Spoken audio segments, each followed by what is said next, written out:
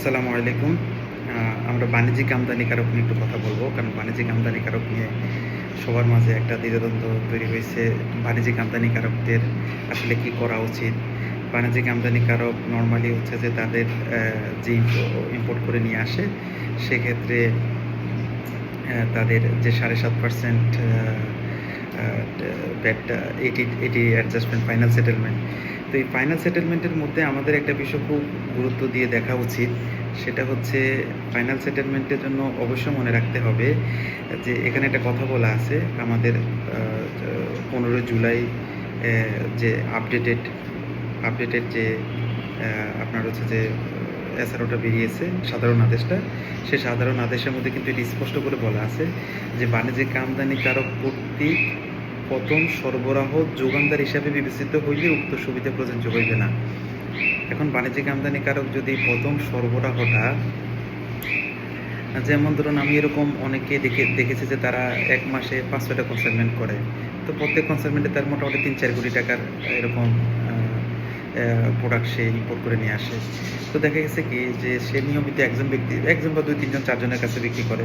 কারণ সে হিউজ পরিমাণে ইম্পোর্ট করে নিয়ে আসে।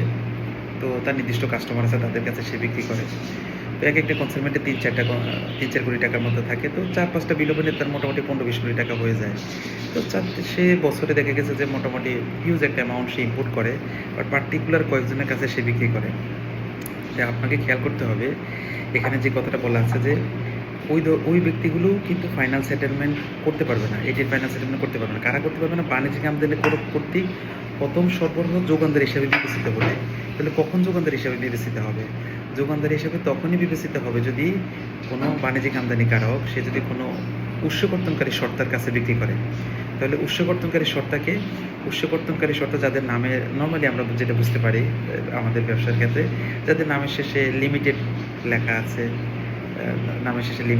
হতে পারে পাবলিক লিমিটেড বা প্রাইভেট লিমিটেড, অথবা যাদের টার্নওভার ১০ কোটি টাকার বেশি ইয়ারলি, তারা কী করবে? তারা উৎসকর্তনকারী শর্ত হয়ে যাবে।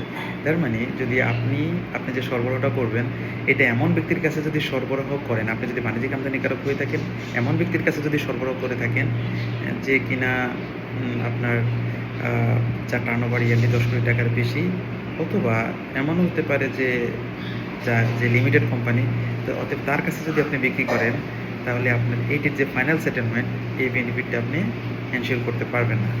অতএব এটি এনশিওর করার ক্ষেত্রে আমাদের এটা অবশ্যই খেয়াল রাখতে হবে আমি কার কাছে সরবরাহ দিচ্ছি, এবং যাকে আমি 6.3 লিখতেছি ওভার দ্য ইয়ার, আমাকে প্রেডিকশন করতে হবে যে এটা ১০ কোটি টাকা পার হয়ে যাবে কিনা। যদি ১০ কোটি টাকা পার হয়ে যায়, তাহলে কিন্তু আমার জন্য ফাইনাল সেটেলমেন্ট কার্যকর হবে না। তো এই বিষয়টা আমাদেরকে খুব ভালোভাবে খেয়াল রাখতে হবে। আর আমি ধারাবাহিকভাবে বিষয়গুলো নিয়ে আলোচনা করবো ইনশাআল্লাহ। আপনারা আমার সাথে থাকুন। আসসালামু আলাইকুম।